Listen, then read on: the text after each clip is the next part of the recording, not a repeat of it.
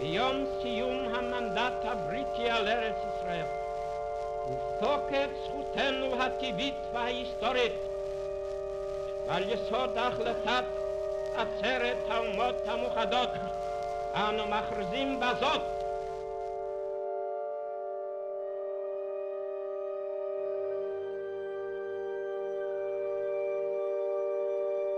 La Declaración de Independencia de Israel tuvo lugar el 14 de mayo de 1948 en el número 16 del Boulevard Rothschild en Tel Aviv, coincidiendo con la finalización legal del mandato británico de Palestina. La Declaración de Independencia se llevó a cabo tras haberse aprobado un año antes en la Asamblea General de las Naciones Unidas el plan de partición de Palestina en dos estados, uno árabe y otro judío. על הקמת מדינה יהודית בארץ ישראל. היא מדינת ישראל. El 29 de noviembre de 1947, la Asamblea General de las Naciones Unidas, reunida en Nueva York, aprobó la resolución 181, la cual recomendaba un plan para resolver el conflicto entre judíos y árabes en la región de Palestina. El Comité de Implementación de la Partición de Palestina fue formado por Filipinas, Dinamarca, Checoslovaquia, Bolivia y Panamá. El designado para representar a Panamá en ese comité fue el señor Eduardo Morgan. Cuando llegué a Panamá como embajador, fue la primera vez que escuché sobre Eduardo Morgan y el hecho de que era miembro de la Comisión Palestina de las Naciones Unidas y lo activó que era para impulsar la creación de un Estado judío. Y fue entonces cuando se me ocurrió la idea de este documental.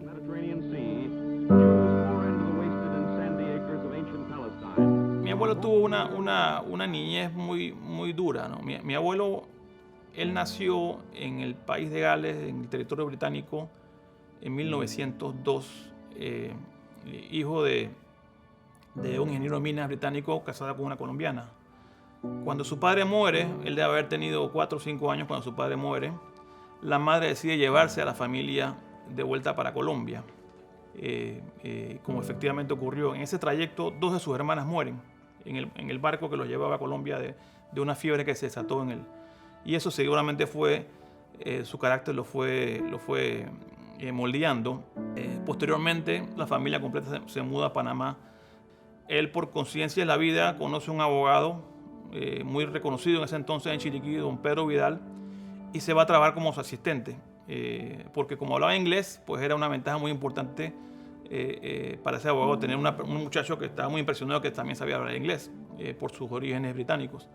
Y él comienza ahí a aprender sobre el derecho y toma una pasión por el tema y eventualmente logra que él era un autodidacta porque él solamente fue como hasta 5º o 6º grado de la escuela, pero aún así logró y era un estudiante incansable. Él logró estudiar por cuenta propia y la Corte Suprema le da en el año 1923 su certificado de idoneidad para practicar el derecho. Y así comienza su práctica del derecho. Y su práctica fue principalmente enfocada, sobre todo a sus inicios, en defender a la gente que estaba más oprimida. Uno de sus casos principales fue en contra de la bananera que había en Chiriquí, con el maltrato que le daban a las personas que ahí trabajaban. Y ese fue un caso que logró ganar contra unos intereses económicos muy importantes, y eso le fue su carácter pues de luchador y de idealista, pues se lo fue forjando. La historia de Eduardo Morgan Álvarez en todo el contexto es sumamente interesante porque era una persona que no era judía, pero era una persona que se ilustraba mucho de buscar información y de conocer.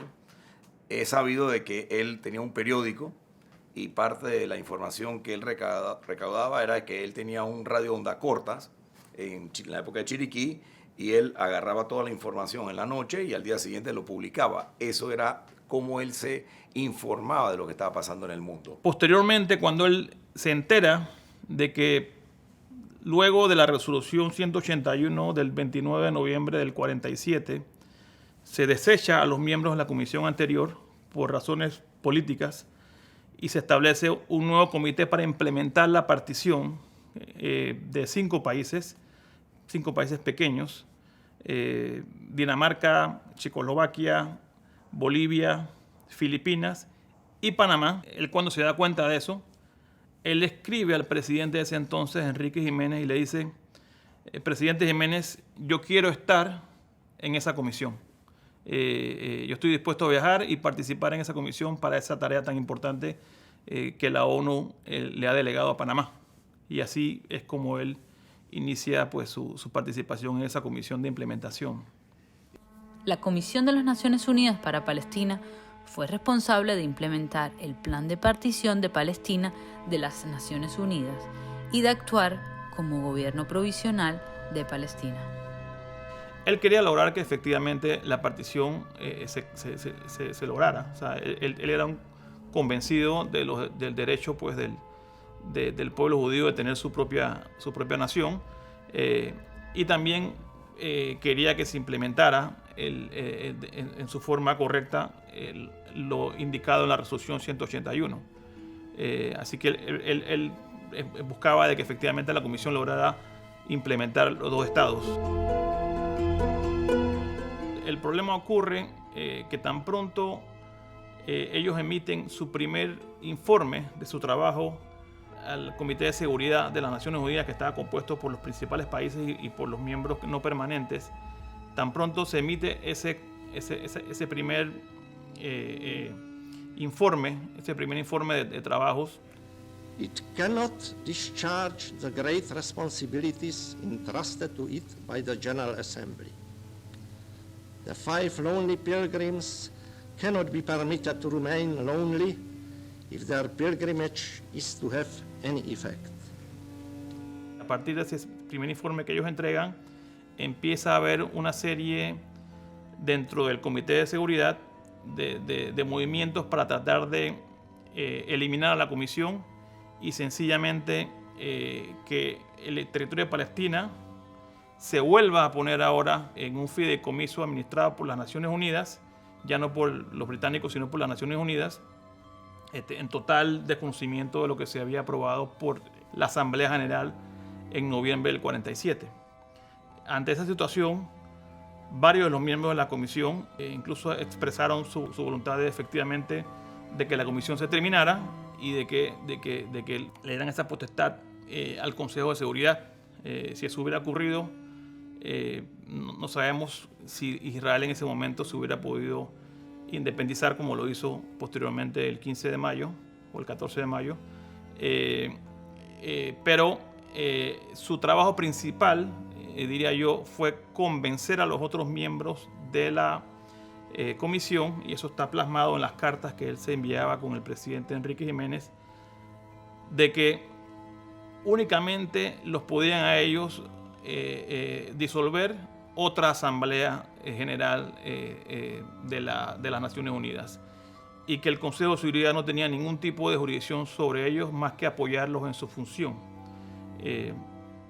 Así que él expresa eso, logra convencer a los otros miembros de continuar en el proceso y efectivamente continúan.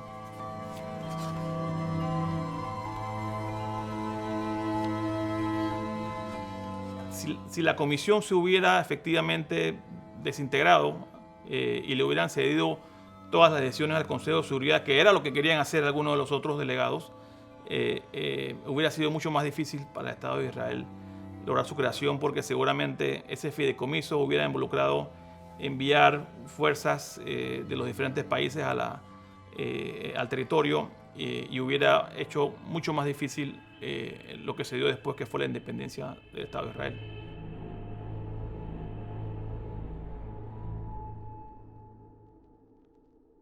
Enrique Jiménez le escribe una carta a Morgan diciéndole: hey, ¿qué está pasando? ¿Por qué tengo tanta presión? Y él empieza a escribirle y dice: mira, aquí es un tema en donde, y es lo que estaba escribiendo, o sea, aquí cada uno está haciendo lo que le da la gana, nadie está convencido, pero esto es lo correcto y lo que hay que hacer. Y lo interesante fue que después que él le dice eso, Enrique Jiménez le contesta muy, muy interesantemente, le pone en la carta y que por las razones que nos compete, tuve la decisión de nombrarte y veo que no me equivoqué. Haga usted su trabajo. In May of 1948, a new Jewish state, Israel, was born in a bath of blood. Jewish troops routed Arab forces from the city of Haifa in the first of a series of battles that were to reverberate through the years.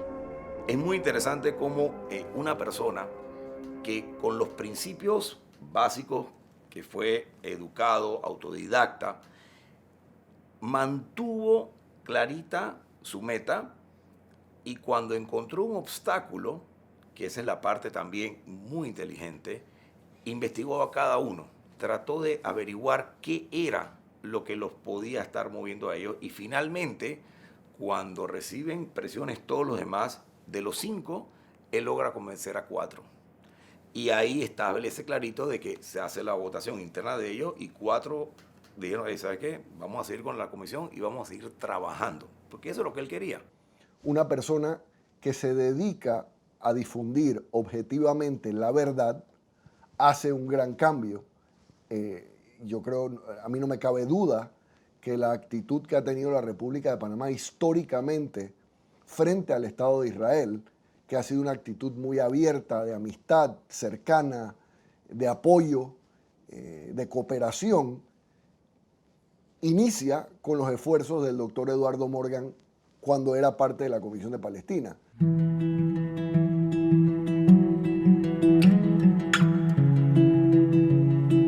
Las relaciones entre Panamá e Israel son muy estrechas y cimentadas en la cooperación. Por ejemplo, compartimos un tratado de libre comercio que, entre otras cosas, ha permitido introducir, por ejemplo, la piña en el mercado israelí y abrirá muchas otras oportunidades. La firma del Tratado de Libre Comercio entre ambos países, que fortalece las relaciones comerciales y económicas y abre nuevas oportunidades para Israel en la región. Hay cooperación en diversas áreas tales como tecnologías agrícolas, agua, seguridad, educación, ciberseguridad.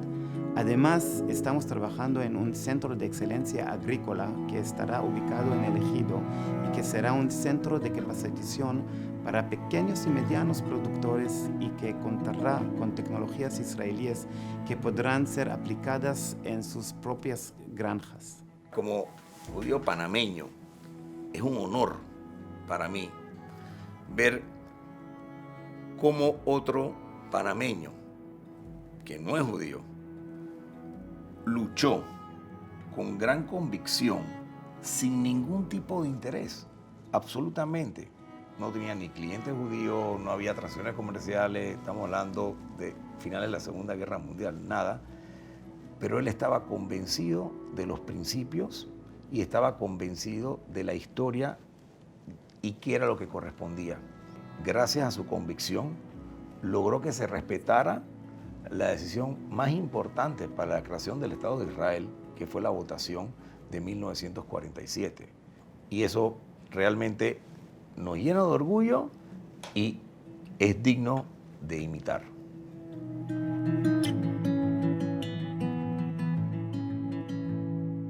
Eduardo Morgan también fundó el Instituto Cultural Panamá-Israel para fortalecer los lazos de amistad entre las dos naciones.